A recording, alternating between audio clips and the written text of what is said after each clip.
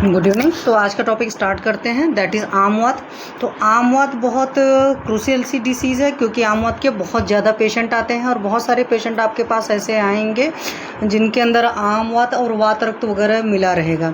तो आपको डिफ्रेंशिएट करना पड़ेगा, बहुत सारी चीज़ें आप पूछोगे तो वहाँ से होगा।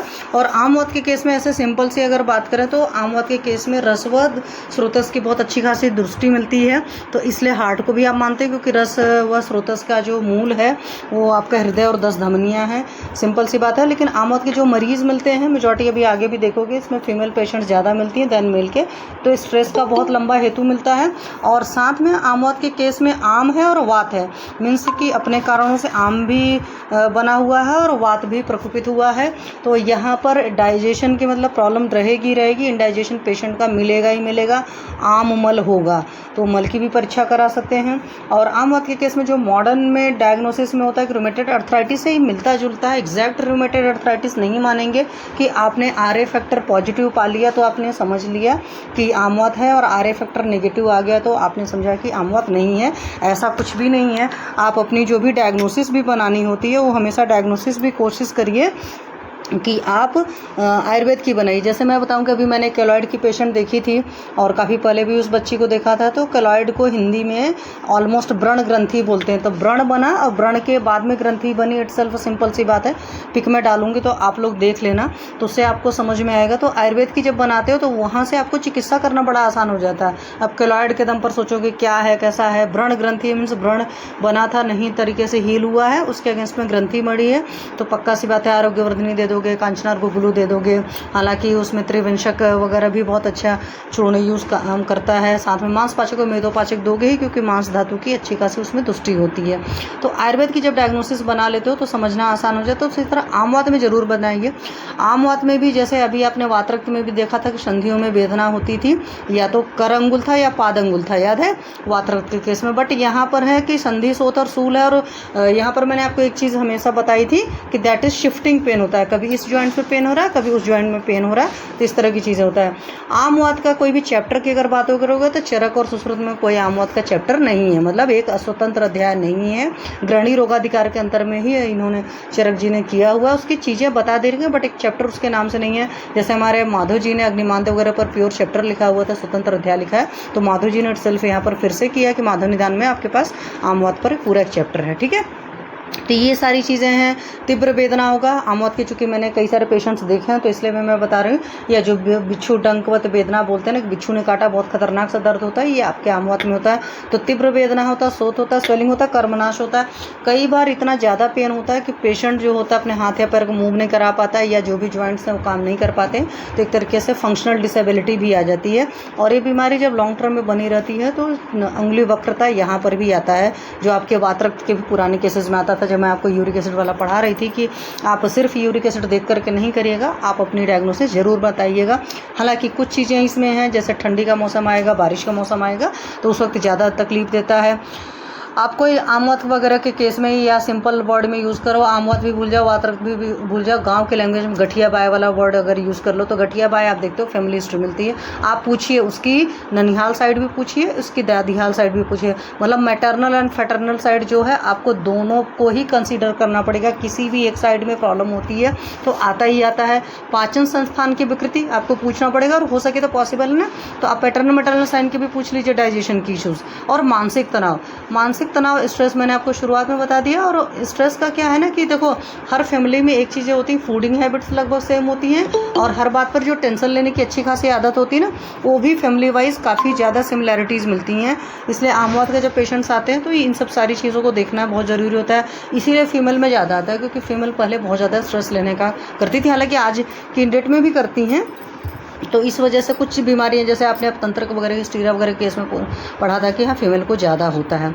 ठीक है, रात्रि में है, मतलब रात के वक्त में परेशान करेगा। प्रातःकाल कई बार आम वात के पेशेंट बोलते हैं सुबह सोकर उठते हैं तो इतनी जॉइंट्स में स्टिफनेस होती है, इतना पेन होता है कि उनसे उठा ही नहीं जाता, इस तरह की कंप्लेंट पेशेंट करेगा। या मैंने आप लोगों को पहले भी बोला कि आप पेशेंट से ज़रूर पूछिए कि सुबह सोकर उठने पर पेन होता है या दिन भर दौड़ने फिरने काम धाम करने के बाद दर्द होता है। शीतल वातावरण होता है, जैसे ठंडियों में ऐसे पेशेंट को ज़्यादा परेशानी होती है, बारिश वारिश हुआ होता है तो मेघाच्छन्न आकाश तथा चित्तावसाद में इसके लक्षणों में वृद्धि रहती है। कभी भी आम वात का पेशेंट आता है यहीं से आपको ट्रीटमेंट समझने में समझ में आ गया कि उसको कहीं ना कहीं कोई ऐसी चिकित्सा देनी पड़ेगी जो उसके मना हुआ स्रोतस को बहुत बढ़िया काम करे। इसलिए आपके पास में जब आमवत का मरीज़ आएगा तो उसकी आपको काउंसलिंग भी करनी पड़ेगी, उसको आपको मिद्ध दवाएँ भी देनी पड़ेंगी और कुछ मंत्र जाप वगैरह जो कुछ पूजा पाठ वगैरह है वो ज़रूर करने को बोलिए। उससे क्या रहता है ना, इंसान इंगेज्ड रहता है और थोड़ा सा खुश रहता है। और तो जितना ज़्यादा मेंटल पीस पे रहेगा उतनी ज़्यादा बीमारियाँ उसकी जल्दी ठीक होगी। तो आप ही बोले जाओगे कि अच्छे डॉक्टर हो। ठीक है। फिर साथ में मध्याह्न हो गया, उष्ण वातावरण और सम्यक मल प्रवृत्ति होती है और प्रसन्न चित्तावस्था में इसके लक्षणों में अल्पता आ जाती है। तो दोपहर के टाइम ऐसे पेशेंट को कम तकलीफ रहेगी, गर्मी के मौसम में कम तकलीफ रहेगी इटसेल्फ, गर्मी में अपने आप ही थोड़ा सा सबसाइड सा हो जाता है। अगर पेशेंट को कॉन्स्टिपेशन रहेगा तो आमवत बहुत ज़्यादा तकलीफ देता है। इसीलिए आमवत के केस में आप देखो सिंहनाथ गुगुलू देते हो जिसमें एरंड है, ठीक है, या सुंठी सिद्ध एरंड स्नेह भी देते हैं यहाँ पर, क्योंकि एरंड स्नेह जो होता है आमवत के केस में एरंड का जो केसरी वर्ड तक यूज़ हुआ है कि बहुत बढ़िया काम करता है। वो जो हाथी वाला नहीं था, वो पैर पकड़ लिया था मगरमच्छ ने तो भगवान जी आए थे बचाने, तो वो वाली स्टोरी कुछ यहाँ पर भी कोरिलेट की जाती है। तो सरुज संधि शोथ होता है, मतलब जॉइंट्स में पेन के साथ में स्वेलिंग रहेगी और ज्वर तथा हिग्र जैसे लक्षण भी होते हैं। कई बार पेशेंट्स में मिलते हैं, तो बेटर है कि आमवत वगैरह का कोई भी पेशेंट आता है या जहाँ पर भी थोड़ा सा पेशेंट से पूछिए क्या आपको घबराहट होता है या बहुत जल्दी परेशान हो जाते हो। तो ऐसे सारे केसेस का आज की केस में खास करके कोरोना की वजह से आपको पता है कि हार्ट के इशू ज़्यादा उभर कर आ रहे हैं, तो पेशेंट का एक ईसीजी और इको 2D तो करा लेना चाहिए। जैसे आप CBC, RFT, LFT, lipid profile कराते हो। मोटा पेशेंट रहता है तो टीएफटी वगैरह भी हम लोग मतलब एडवाइस करते हैं। साथ में ईसीजी और इको 2D भी करा लो। और वैसे भी आरएफटी तो इसलिए करा लेना चाहिए, कई सारे पेशेंट्स को पहले से प्रॉब्लम रहती है और होता है क्या कि आयुर्वेद की कोई दवा दी तो कहेंगे जी आपकी दवा खाया है, इसके अगेंस्ट में साइड इफेक्ट आया है। तो इस वजह से उनको बताने के लिए चाहिए कि हाँ आपके ब्लड के पैरामीटर्स की क्या हालत है। ठीक है। तो ये मैंने आपको पहले ही बता दिया कि हमारे चरक संहिता में इसका कोई स्वतंत्र वो नहीं है, बट स्पष्ट जो भी है मतलब कि आप कह सकते हो कि चरक संहिता में ये बीज फॉर्म में पड़ा हुआ है, चैप्टर बिल्कुल नहीं है, क्योंकि जो क्लिनिकल रिप्रेजेंटेशन की बात है, क्लिनिकल सिंड्रोम की बात है, वो आपके माधव निदान में आएगा। तो यहीं से निदान माधव श्रेष्ठ भी बोला जाता है, निदान के लिए बहुत अच्छा है। और दूसरी बात है कि जब आप लोग बड़े होंगे ना, मतलब कुछ और टाइम बाद जब ट्रीटमेंट करने आओगे तो आप देखोगे कि नहीं डायग्नोसिस बहुत ज़रूरी होती है।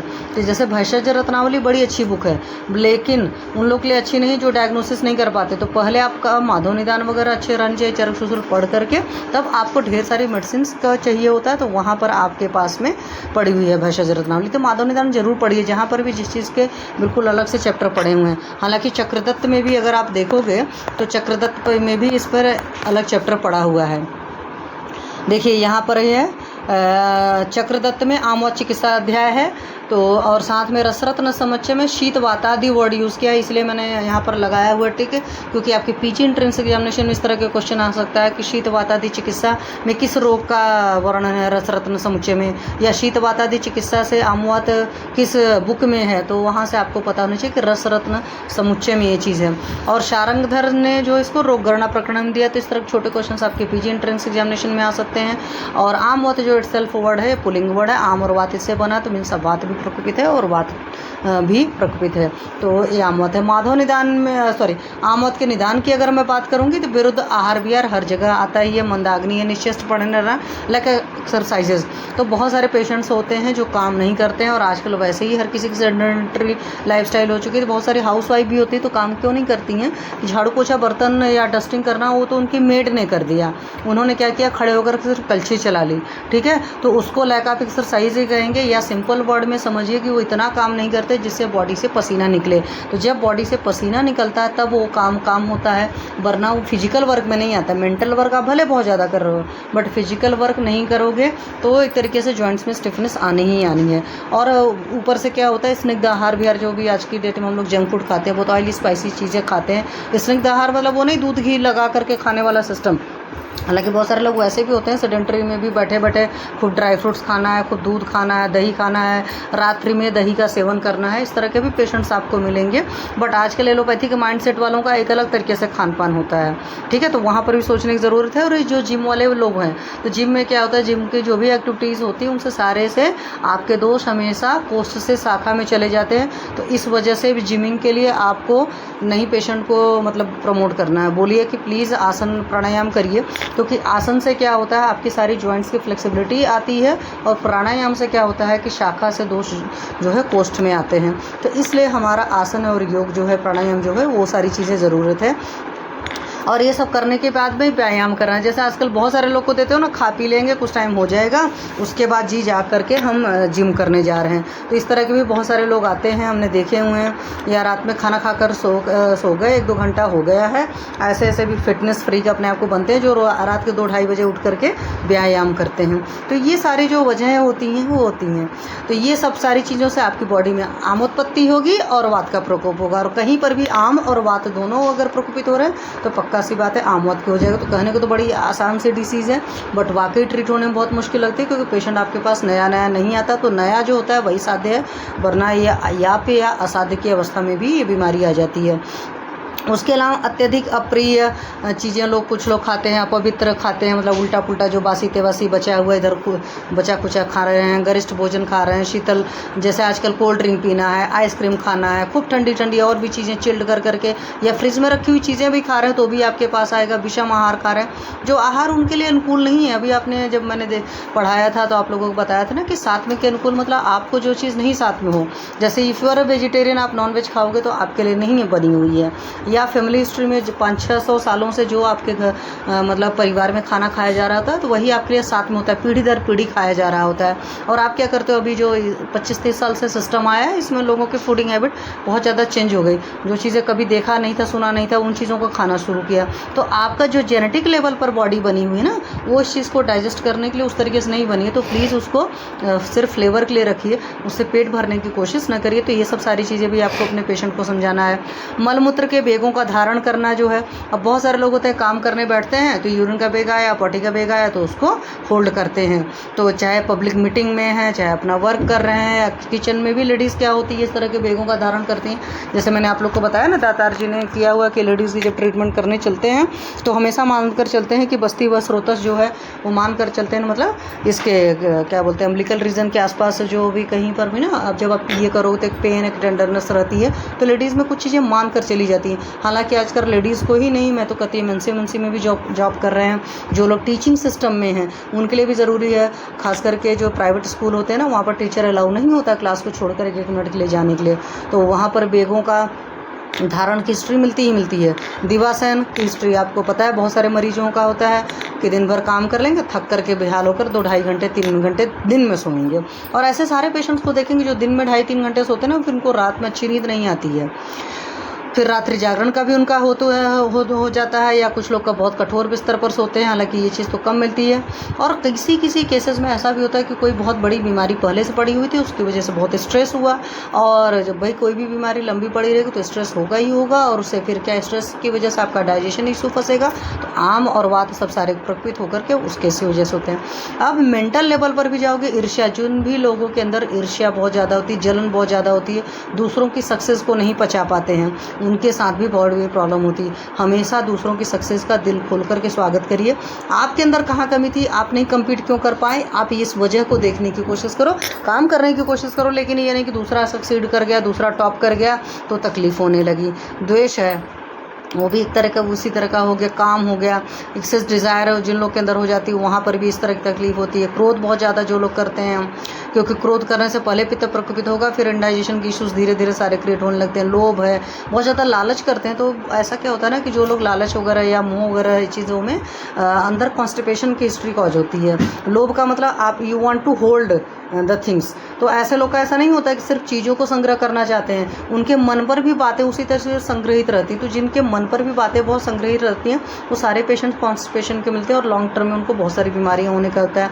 लज्जा है, लज्जा की वजह से बेगों का धारण टाइम पर नहीं कर पाया है। बहुत भय है, पुराने ज़माने में सब चीज़ें अप्लीकेबल थी, जब लोग मतलब फ्रेश होने के लिए बाहर निकलते थे तो वहाँ पर भी होता था, वक्त बेवक्त का भी ख्याल रखना पड़ता था।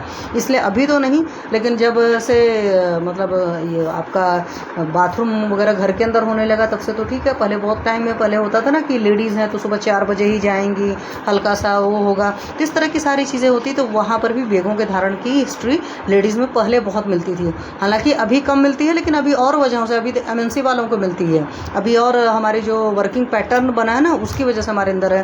फिर चिंता और शोक, कुछ लोग की आदत होती है ना ओवर थिंकिंग की प्रॉब्लम, तो जहाँ पर भी जिन लोगों को ओवर थिंकिंग की बहुत प्रॉब्लम रहती है ये सारी हेतु मिलते ही मिलते हैं, और इस तरीके से आमवा तो ये बनता ही बनता है।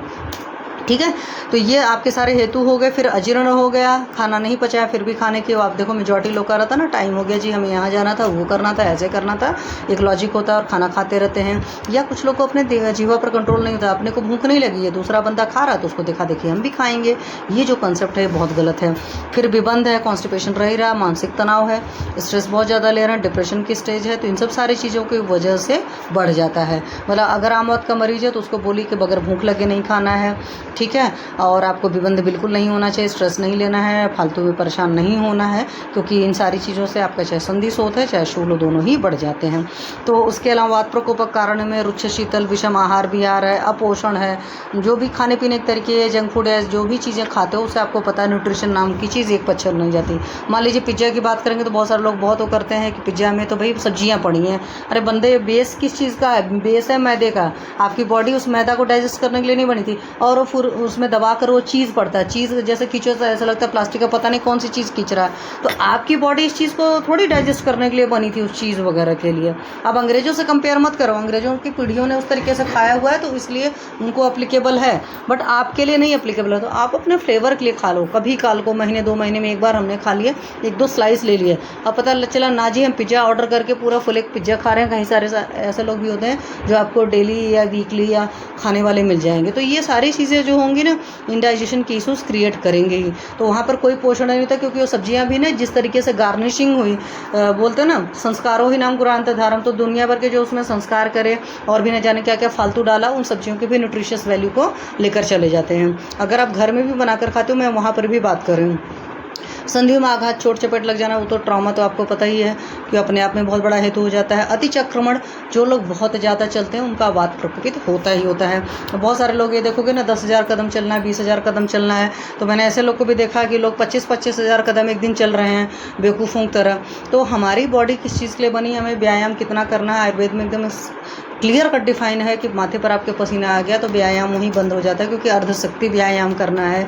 देखिए क्या कंडीशन है, ठीक है, उस हिसाब से करिए। अति व्यायाम करना, जिम वगैरह कल्चर में अति व्यायाम ही हो रहा है, क्षमता से बहुत ज़्यादा ऊपर से डंबल वम्बल उठाए जा रहे हैं, और जो भी चीज़ें की जा रही हैं वो सारा अति व्यायाम में आ रहा है। रात्रि जागरण आजकल के लोगों का हेतु है, रात के 12 बजे सोएंगे, 1 बजे सोएंगे, 2 बजे सोएंगे।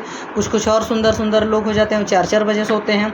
अभी कल ही एक बच्चे की मैं केस टेकिंग कर रही थी तो उसका भी ऐसे कुछ हिसाब किताब था, कितने बजे सोकर लिखते होते हो, सुबह 9 बजे सोकर उठते हैं, क्योंकि भाई 10 बजे कॉलेज है। अगर नवाब साहब का कॉलेज 10 बजे नहीं होता है तो हो सकता है वो 12-1 बजे सोकर उठने के बारे में सोचते हैं। तो ये जो गलत आदतें हैं, because we are nature product, तो हमें सन के हिसाब से चलना है, बट हम सन के या मून के हिसाब से नहीं चलते, हम किसी और हिसाब से चलते हैं, तो इस वजह से प्रॉब्लम आती है। बहुत ज़्यादा शोक कर रहे हैं, भय है, चिंता है, बेगों का धारण है, मेघावृत आकाश है, आपका नेचुरल है, शीतल पूर्वी हवा है। तो ये सब सारी चीज़ें जब चलती हैं, या पुराने बुजुर्गों से पूछिए, पुराने बुजुर्ग मतलब आपके अपने पेरेंट्स तो नहीं, अपने दादा दादी से पूछे, तो ये सब जब वक्त होता है कि मेघावृत आकाश होगा या शीतल पूर्वी हवा चलती है, तो सब इटसेल्फ आपके जॉइंट्स में, मतलब उन लोग के जॉइंट्स वगैरह में पेन होता ही होता है।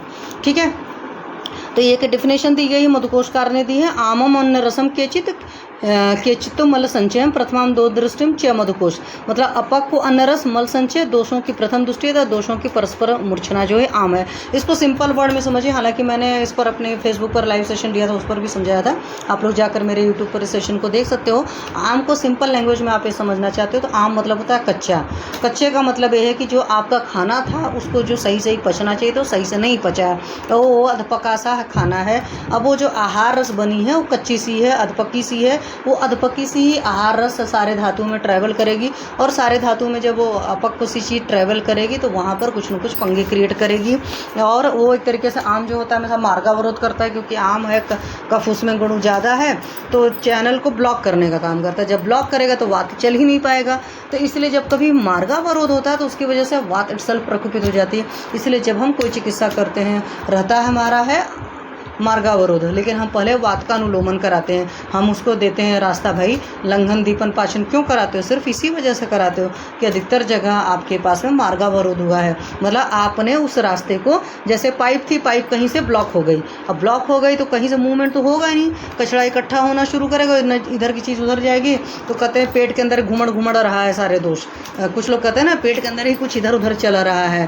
तो ये जो सारी चीज़ें होती हैं वो आपके आम का वजह है। तो आम होगा तो पक्का सी बात है कि मलमूत्र वायु का अवरोध होगा, शरीर में गौरव होगा, आलस्य होगी, मंदाग्नि है, लालास्राव, अपचन, अरुचि, बलहानि, ये सारी हैं। जैसे जो भी पेशेंट्स आते हैं बोलते हैं मुझे बहुत फटिगनेस लगती है, लिथर्जी है, ताकत नहीं लगती है, ये सब सारी चीज़ें वहाँ पर पहले आम सोचिए, इसलिए लंघन कराने की कोशिश करिए, ठीक है। तो उसके आपसे शरीर जो होता है विमलता आती है, आपकी शरीर की शुद्धि होती है।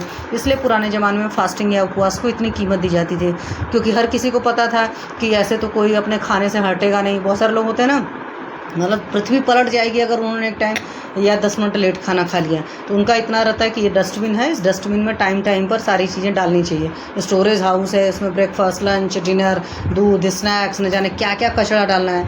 ये भी नहीं सोचते हैं कि ये खाना पचेगा भी कि नहीं पचेगा। एक पच जाए जब आपको बहुत बढ़िया भूख लग जाए, आपको डकारें उस तरह के आने लगे जो अच्छी भूख के लिए रिस्पॉन्सिबल होती हैं या लगती हैं, उस तरीके से खाइए। ये नहीं कि भाई 10 बजे खाया था तो 12 बजे डालना है टंकी में।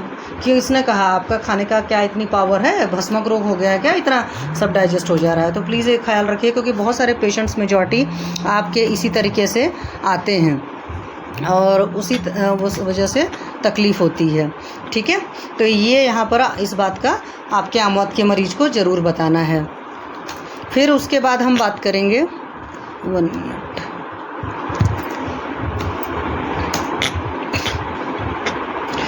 इसके बाद संप्राप्ति वगैरह में देखोगे तो ये मैंने मार्गावरोध वाला आपको बता दिया कि मार्गों का अवरोध की वजह से क्या क्या चीज़ें होती हैं। फिर आप नेक्स्ट देखेंगे तो क्या क्या है, उसमें क्या है कि पिछलता वगैरह सब सारे आम के गुण है, विषंदता है, गौरवता है, दुर्गंधता है, ये सब सारे गुण हैं। जैसे जो लोग बहुत दही दिन में खाते तो आपको पता है कि उसकी वजह से दही विषंदी होती है, तो मांस धातु की तुष्टि कर देती है। तो जितने विरुद्ध आहार विहार होंगे, अग्निमांद होगा, उनसे आम बनेगा, आम में वात मिलेगा तो कफ के स्थान में जाएगा। कफ का स्थान क्या क्या है? संधि है, आमाशय है, उर्शिर कंठ है।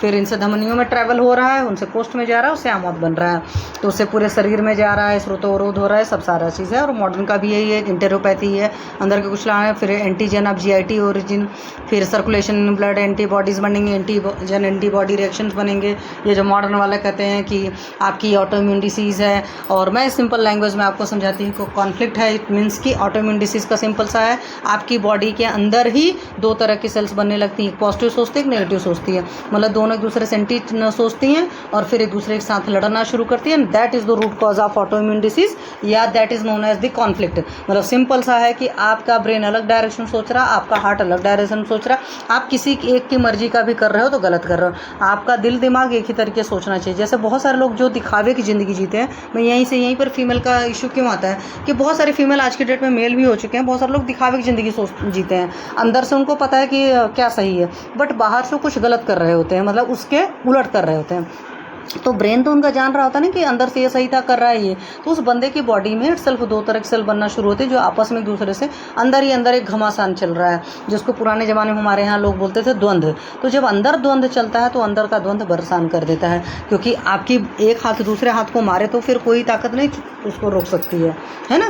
तो इसीलिए पुराने ज़माने में आप ये देखो कि हमारे आयुर्वेद में बोला जाता था ना, बेस्ट चिकित्सा होती है सत्वावजय चिकित्सा। सत्वावजय चिकित्सा में हमेशा एक चीज़ और भी होती है कि जब आपको कहीं पर किसी चीज़ में कोई रास्ता नहीं समझ आता, जब आप ऐसे सर्कमस्टांसेस में फंसते हो कि मान लो आपके ब्रेन ने बोला कि दिस इज़ राइट और आपकी सराउंडिंग बोलती है कि दिस इज़ राइट और वो बिल्कुल उसके अगेंस्ट में, तो लोग क्या करते थे उसके बाद परमात्मा के पास जाते थे, मतलब बैठते थे अपने मंदिर में भगवान से या कहीं भी ऐसा कोई बड़ा बुजुर्ग उनका होता था, उसके पास बैठते थे और बोलते थे कि देखिए मैं समझता हूँ ये सही है, मेरा परिवार समझता है ये सही है, या मेरी सराउंडिंग का बड़ा मुझे बोलता है ये सही है, अब आप मुझे बताओ मैं इसमें क्या करूँ, मेरा मार्गदर्शन करूँ। फिर उसमें क्या करते थे, वो सामने वाले को समर्पित कर देते थे कि सामने वाला जो बोल देता था वो उस चीज़ को कर लेते थे, है ना। तो उस वजह से उनका कॉन्फ्लिक्ट बहुत कम हो जाता था। बट आजकल के लोगों के साथ क्या है, वो शेयर नहीं करते किसी चीज़ को, अंदर ही अंदर उनके पूरी ओवर थिंकिंग, पूरा डायलेमा, सारे प्रोसेसेस चलते रहते हैं, और जिसकी वजह से उनको बहुत तकलीफ़ होती है। ठीक है, तो ये सारी वजह, ये पेशेंट्स को मैं आप लोग को क्यों समझा रही हूँ, ये आपको अपने पेशेंट को समझाना ज़रूरी है। जब भी आम मौत का मरीज़ बैठेगा, अधिकतर केसेस में आपको इस तरह का कुछ ना कुछ मिलेगा। अब वो हर आदमी के लिए अलग हो सकता है, मतलब कहीं पर भी घर वाले ही तो मिल सकते हैं, कहीं पर ऑफिस वर्क का होता है, कहीं पर इटसेल्फ इंसान खुद के साथ ही खुद की एडजस्टमेंट नहीं कर पाता है। ठीक है, तो वहाँ पर भी आपको धीरे धीरे काउंसलिंग करना पड़ता है। इसलिए काउंसलिंग पार्ट एक डॉक्टर को बहुत अच्छे से करना आना चाहिए। संप्राप्ति घटक में अगर आप देखेंगे तो दोष में वात कफ सारे हैं, प्रधान त्रिदोषज व्याधि है। त्रिदोषज व्याधि अगर आप जैसे ही कहते तो एक तरीके समझ लो कि असाध्य अवस्था में आ जाती है कोई भी व्याधि, मीन्स उसका ट्रीटमेंट इतना आसान नहीं होता है। ठीक है, ये आम दोष बोलते हैं। दूसरे में रस, रक्त, मांस, स्नायु, अस्थि संधि है। इस हिसाब से अगर मैं पाचक के लेवल पर बात करूं तो आप रस पाचक, रक्त पाचक, मांस पाचक, मेदोपाचक, अस्थि मज्जा पाचक, सारे पाचक भी चला सकते हो, क्योंकि आमवात में भी एक तरह का ज्वर ही होता है अंदर, वो भी आपको आगे समझ में आएगा। हालांकि आमवात में इटसेल्फ ज्वर भी रहता है शुरुआत के मरीज में, लेकिन बाद के मरीज में आपको नहीं मिलता है, तो वो भी उसका मनगत ज्वर होता है। तो मन के ज्वर पर भी उस तरह की चीज़ें काम करती हैं। पूर्व रूप में अग्निमांद है, आलस है, अंगमर्द है, लाला प्रसेक है, हृदगौरव है, शाखाओं में सद्य स्तब्धता। अचानक कुछ लोग बोलते हैं ना कि नए नए में ही अभी आ रहे हैं आपके पास, बोलते हैं कि जकड़न सी अकड़न सी लग रही है, तभी समझ लो कि लंघन उंगन करा दोगे, उसके बाद रिजल्ट आना शुरू हो जाएंगे। ठीक है, फिर नेक्स्ट है आपके पास, इसमें ज़्यादा परेशानियां हो जाती है तो उसमें निद्रा नाश आ जाता है। अब ऐसा कोई पेशेंट आम वात का है जो रात भर नहीं सोता है, तो समझ लो वात प्रकोप दबा कर होने लगेगा। तो आम और वात में से एक चीज़ कोई नहीं ठीक कर पाओगे, तो कहाँ से ठीक कर पाओगे। ठीक है, क्योंकि निद्रा नाश जब होगा रात में तो ऐसे पेशेंट दिन भर पड़े रहेंगे लेथर्जिक तरह, तो वहाँ से वो आम बनाते रहेंगे। चिमचिमायन हो रहा है वहाँ पर, चिमचिमायन मतलब होता है ना कुछ अलग टाइप की जो फीलिंग सी आती है।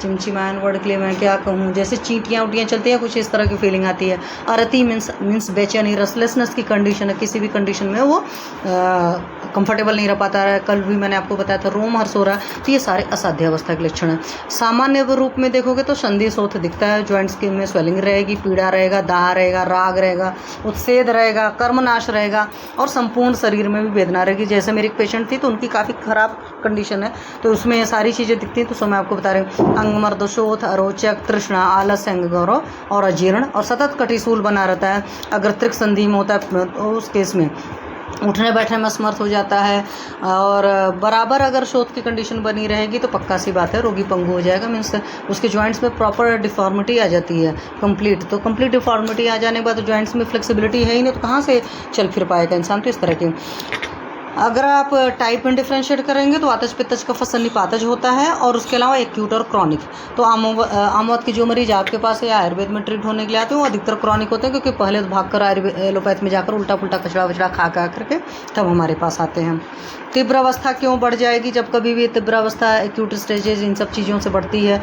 मेगापुरिताकाश, वायु ऋतु, शीत ऋतु, मानसिक तनाव, विबंध, ये सब सारी चीज़ें मैंने आपको बता दी। यहाँ पर जितनी चीज़ें कही गई हैं इसमें सब है।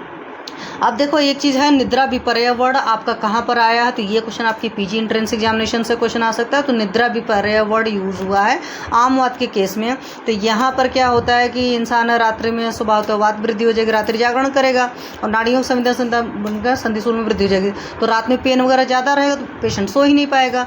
तो जब रात में सोना नहीं पाएगा तो दिन में सोने की प्रवृत्ति करेगा, उसकी नींद की प्रवृत्ति होगी। तो इसको पेशेंट मतलब इस केस में बोला गया निद्रा विपर्य। तो दिन में सोया तो आम बढ़ा और रात में जागा हुआ है क्योंकि पेन उन बढ़ रहा था, क्योंकि भाई कोई भी चीज़ आप बोलते हैं ना पेन सारे रात में ज़्यादा फील होते हैं, तो उसकी वजह से निद्रा विपर्य वर्ड हो जाता है। तो निद्रा विपर्य आपको पूछा भी जा सकता है कि कहाँ से आया है। और व्याधि यू वृश्चिक है, ये मैंने आपको बता दिया कि वृश्चिक दंशवत वेदना होती है। ठीक है, तो एक चीज़ ये हो गई। फिर उसके बाद आप आते हो जीर्णावस्था के जो भी पेशेंट्स आते हैं, कई बार ऐसे पेशेंट्स आएंगे अंगुली वक्रता जैसे मैंने यूज़ किया, तो अल्नर जॉइंट्स के पास में उनमें मतलब डिफॉर्मिटी आ चुकी होती है, या ऐसे ही उनको एक अलग टाइप का होता है। मतलब अगर आप बहुत ध्यान से देखोगे ना पेशेंट को होता क्या है, ऐसे सारी चीज़ें के लिए मरीज को बहुत ही ईगल आइज़ वाला जो कंसेप्ट यूज़ होता है डॉक्टर्स के लिए, चिकित्सक के लिए, तो आपको बहुत ध्यान से पेशेंट को देखना पड़ेगा।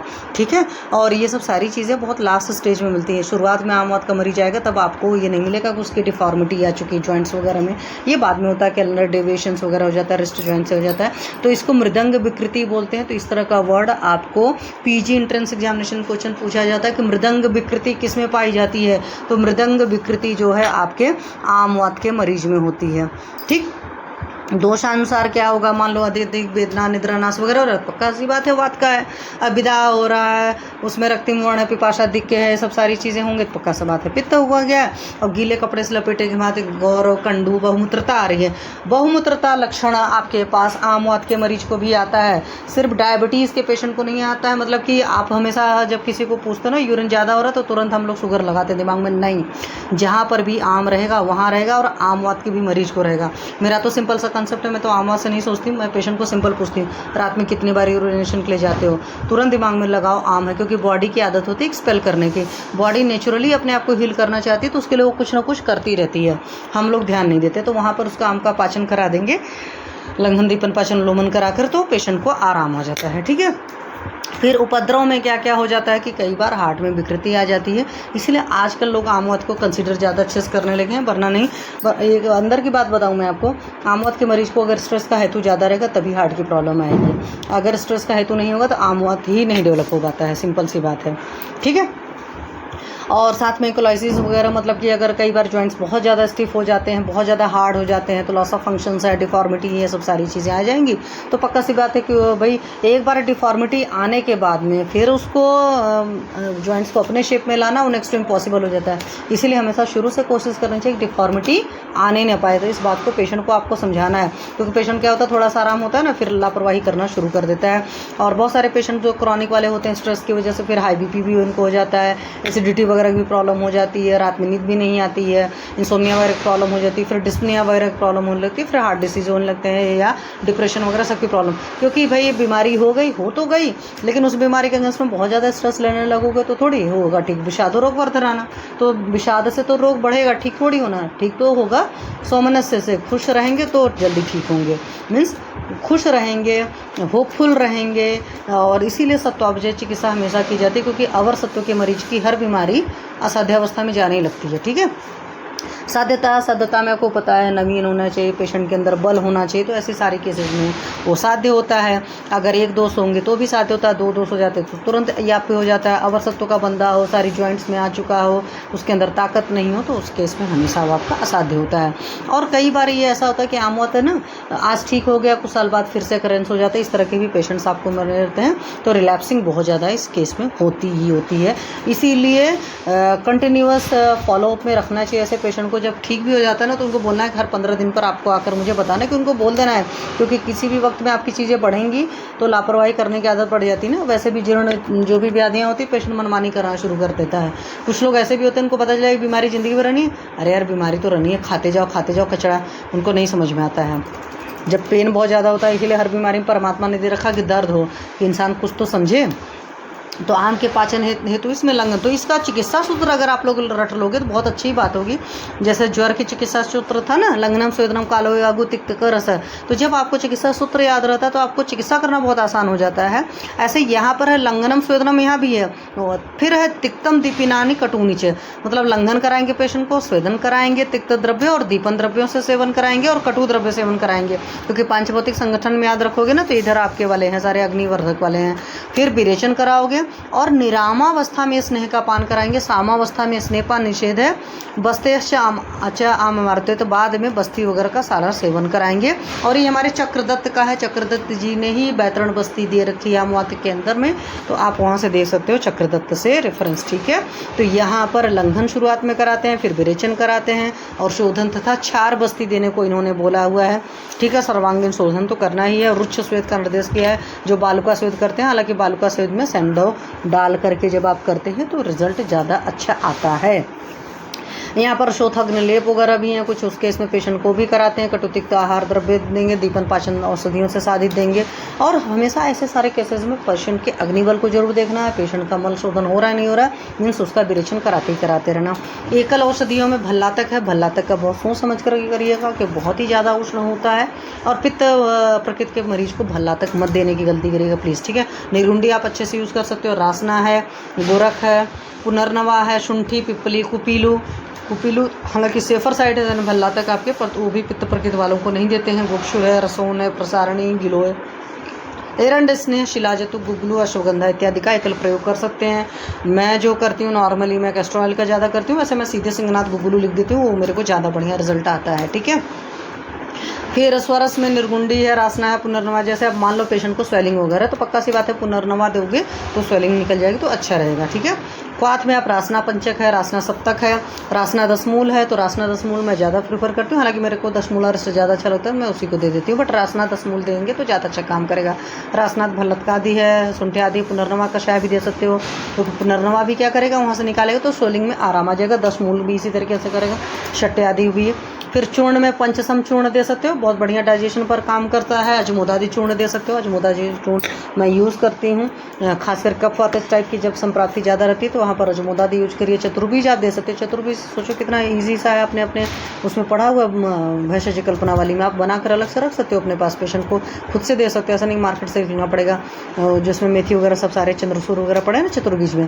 फिर बड़वानल चूर्ण आता है, वैश्वानर चूर्ण, ये सब सारे आपके डाइजेस्टिव सिस्टम पर वर्क करने वाले। हिंगवादी चूर्ण है, पथ्यादि है, पुनर्नवादी, अमृत भल्ला तक, हरिद्रा भल्ला तक। भल्ला तक मैं नहीं यूज़ करती, भल्ला तक की कोई भी प्रिपरेशन जो किसी में अगर माइनर इंग्रेडिएंट में पड़ा हुआ तो अलग से, बट मेजर इंग्रेडिएंट के फॉर्म में मैं भल्ला तक यूज़ नहीं करती हूँ, मुझे थोड़ा सा डर लगता है। बेटा है तो Semecarpus anacardium, that is Anacardiaceae family का है, बट मैंने भल्ला तक बहुत कम यूज़ किया है।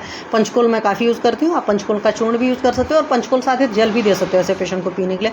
अमृतादि है, लांबू पुष्पादि है, शतपुष्पादि चूर्ण है, देवदारवादी है, चित्रकादि है। तो चित्रकादि बटी मेजॉरिटी लोग यूज़ करते हैं, देवदारवादी भी यूज़ कर सकते हो, शोधन की तरह काम करती है। हालांकि देवदारवादी मैं ज़्यादा यूज़ करती हूँ जहाँ पर मतलब लेडीज़ प्रॉब्लम में, क्योंकि वो यूट्रस का शोधन करने के लिए भी यूज़ होता है। बटी में आपकी संजीवनी बटी है, मैं संजीवनी बटी कम यूज़ करती हूँ क्योंकि उसमें बहुत सारे पड़े हुए हैं चीज़ें, और लोग ज़्यादा यूज़ करते हैं। अग्नितुंडी भी मैंने कम यूज़ किया। सर्वांग सुंदरी कंसरित की, रसोन बटी आप अच्छे से यूज़ कर सकते हो, दैट इज़ आपकी लसुनादि बटी है। आमवतारी बटी है, आम प्रथमवतनी बटी है, चित्रकादि बटी है। देख लीजिए, पित्तस पेशेंट को चित्रकादि बटी भी नहीं देना है, ये सब दिमाग में रखिएगा। रसोन बटी भी पित्तस प्रकृति वाले को नहीं देना है। ठीक है। आपको पेशेंट की प्रकृति देख करके डिसीजन लेना होता है, इसलिए आपको बहुत सारे ऑप्शंस बताए जाते हैं। गुगुलू में सिंहनाथ गुगुलू है, बृहद सिंहनाथ है, मैं सिंहनाथ ज़्यादा यूज़ करती हूँ। योगराज है, योगराज मैंने बताया शुरुआत का पेशेंट है तो काम करता है, बहुत पुराने मरीज में योगराज गुगुलू काम इसलिए नहीं करता है क्योंकि अधिकतर जो कंपनियां बना रही हैं दवाएं ना उसमें क्वालिटी उतनी अच्छी नहीं रखती। अदरवाइज शास्त्र में तो पढ़ो तो लगता है पता नहीं कितना काम करती होंगी। और मैंने योगराज शुरुआत में यूज़ किया तो मतलब गवर्नमेंट वाला प्रोडक्ट यूज़ किया था, नहीं उतना अच्छा था। फिर कैशोर गुगलू है, कैशोर गुगलू हालांकि मैं वातरक्त में ज़्यादा यूज़ करती हूँ। फिर रासनादि है, अमृतादि है, वातारी है, त्रयोदशांग गुगलू है, त्रयोदशांग गुगलू भी बहुत बढ़िया काम करता है। रस में देखोगे समीर पन्नग रस है, वातारी है, वातगजांकुश है, आम वात विध्वंसन रस है, फिर आम वातेश्वर रस है, मल सिंदूर, ताल सिंदूर, अमृत मंजरी, आम वातारी वज्र। हालांकि मैं ऐसे सारे केसेस में स्वर्ण जो है आपका वो सब यूज़ करती हूँ। गोल्ड की प्रिपरेशंस वाले जो प्रिपरेशन हैं वो ज़्यादा अच्छा काम करते हैं, तो मैं वैसे वाले यूज़ करती हूँ। कुछ लोग आमोतारी रस वगैरह बढ़िया से यूज़ करते हैं। फिर भस्म में श्रृंग भस्म आप दे सकते हो, गोदंती अच्छा काम करेगी। स्वर्ण भस्म, वंग भस्म, स्वर्ण भस्म इसलिए कि आप ये समझो कि टोटल इम्यूनिटी को बहुत बढ़िया बूस्ट करता है। श्रृंग भस्म जो होती है आपके प्राण व स्रोतस पर बहुत बढ़िया काम करती है, क्योंकि प्राण व स्रोतस के मूल में एक आपका हृदय भी आता है। और वंग जो है एक्चुअल में त्रिवंग या वंग समझिए तो शुक्र धातु का वर्धन करता है। शुक्र धातु का वर्धन करने का मतलब होता है ओवरऑल समझो एक तरीके से आपकी इम्यूनिटी को बूस्टअप करता है। तो चाहे यहाँ पर स्वर्ण वंग श्रृंग जितना भी लिखा हुआ वो सब सारे आपके हार्ट पर जाकर अच्छा काम करेगा। लौह में त्रिफलादि लौह, बिडंगादि लौह, पंचानन लौह, नवायस लौह रस रक्त धातु पर बहुत बढ़िया काम करता है। शिलाचित्वादि लौह, तो आप ये सब दे सकते हैं। पेशेंट की प्रकृति के हिसाब से डिसीजन लीजिएगा। आसव अरिष्ट में देवदारवादी रिष्ट है, पुनर्वासव है, मृतारिष्ट, दशमूलारिष्ट है, तो आप दशमूलारिष्ट भी अच्छे से यूज कर सकते हो क्योंकि शोथर भी होगा और पेन का भी शमन करता है। उसी तरीके से अमृतारिष्ट जो होते हैं गुड़ चीज जो है हमारे लीवर पर बहुत बढ़िया काम करती हैं। और जब आसव अरिष्ट के फॉर्म में देते हो तो आपको दीपन पाचन के बारे में ज़्यादा सोचने की जरूरत नहीं थी। उसी तरीके से पुनर्नवासव दे रहे हो तो पक्का सी बात है वो भी स्वेलिंग को रिमूव करता है, क्योंकि हमारे पुनर्नवाजी नवा करने के काम करते हैं, तो इसलिए पुनर्नवाजी बड़े अच्छे हैं। फिर तेल में देखोगे एरंड स्नेह है, ठीक है, एरंड स्नेह हम लोग पान ही कराते हैं अधिकतर। सैंधव स्नेह है, प्रसारणी तेल है, विजय भैरव तेल है, पुनर्नवादी घृत है, शुंठी घृत है। हालांकि मार्केट में भी किस ब्रांड का शुंठी घृत आ रहा है पता नहीं, मैंने खुद अभी शुंठी घृत बनाया तो था। अमृता घृत है, और इसके अलावा श्रृंगवेरादिक घृत है, स्वेदन के सैंधव बालिका स्वेदन कराइए पेशेंट का, ये तो मैंने किया हुआ है, इसमें रिजल्ट आते हैं, अच्छे आते हैं। या सार्वदैहिक संकर स्वेद कर सकते हो, नाड़ी स्वेद कर सकते हो, पत्रपोटली स्वेदन वगैरह किया जा सकता है। आप देख लो, अब जो ईजिली अब बालू का संदेह से इसलिए आसान होता है कि कहीं पर भी कंस्ट्रक्शन हो रहा है तो वहाँ से लाकर 2-4 किलो बालू अपने पास रख लेना चाहिए। बट बालू का सीरीज के साथ हमेशा याद रखिए कि जो पेशेंट को आपने एक बार में बालू का यूज़ कर लिया उसको डिस्कार्ड कर दीजिएगा, उस बालू को दोबारा मत यूज़ करिएगा। ये जो लोकल थेरेपीज़ की जाती हैं उनकी ये लिमिटेशंस होती हैं, आप डाल दो तुरंत उठाकर ज़मीन में, और ज़मीन में और शोधन होकर ज़मीन में फिर मिल जाती है तो कोई नुकसान होने का डर नहीं होता, ठीक है।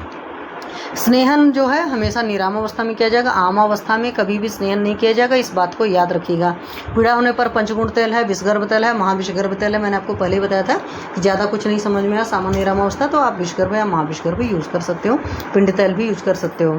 फिर स्तब्धावस्था अगर बहुत ज़्यादा स्टिफनेस फील हो रही तो वहाँ पर धतूर तेल है, प्रसारणी है, सैंधवादी है, बृहद सैंधवादी है, तो बृहद सैंधवादी लोग बहुत सारा यूज करते हैं।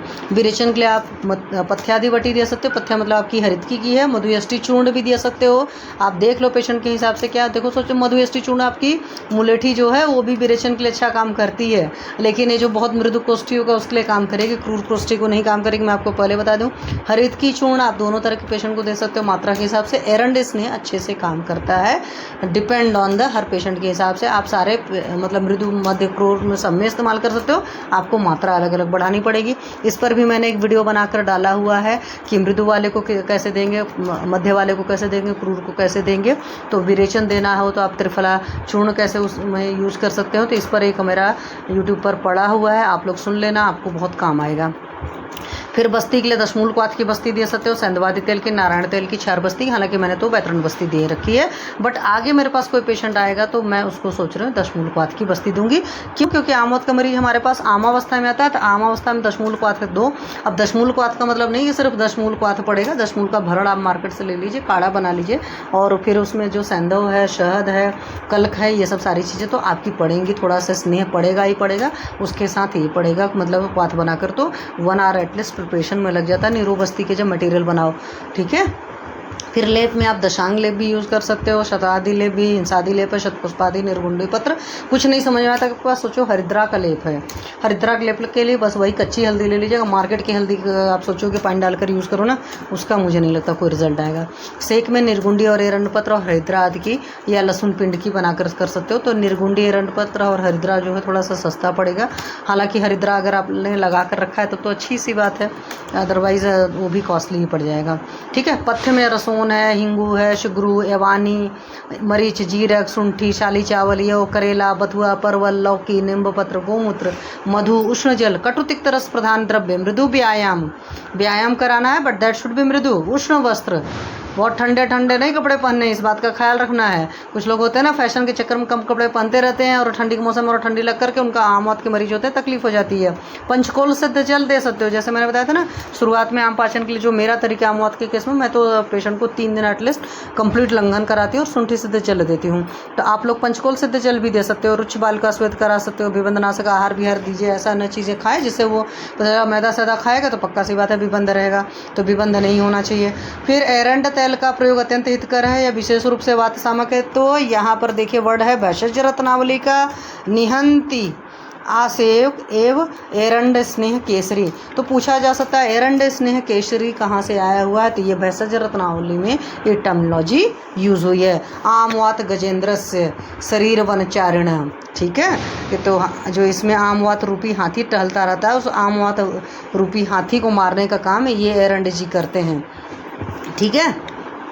अपथ्य में है, क्षीर है, तो आमवत के मरीज को दूध बंद कर दीजिए, दही बंद कर दीजिए। दही आपको पता ही है हमेशा से कभी संधि है तो हम लोग पहले ही बंद करते हैं, बट दूध भी बंद रहेगा, क्योंकि दूध भी आजकल बहुत बढ़िया तो है नहीं, और पाचन क्षमता में करेक्ट करके बाद में भले पेशेंट को हम दूध देंगे, लेकिन हम दूध हो सकता है सिद्ध दूध देंगे, नॉर्मल दूध नहीं देंगे। मत्स्य है, मांस है, ये सब सारा मना रहेगा, मतलब ना मछली खाना है, उड़द नहीं खाना, मिष्टान मीठी चीज़ें नहीं खाना, दूषित जल नहीं पीना, पूर्वी वायु को सेवा नहीं करना। आकाश में बादल रहेंगे तो बोलेंगे नहीं भैया तुम बाहर ज़्यादा टहलना घूमना नहीं करना है।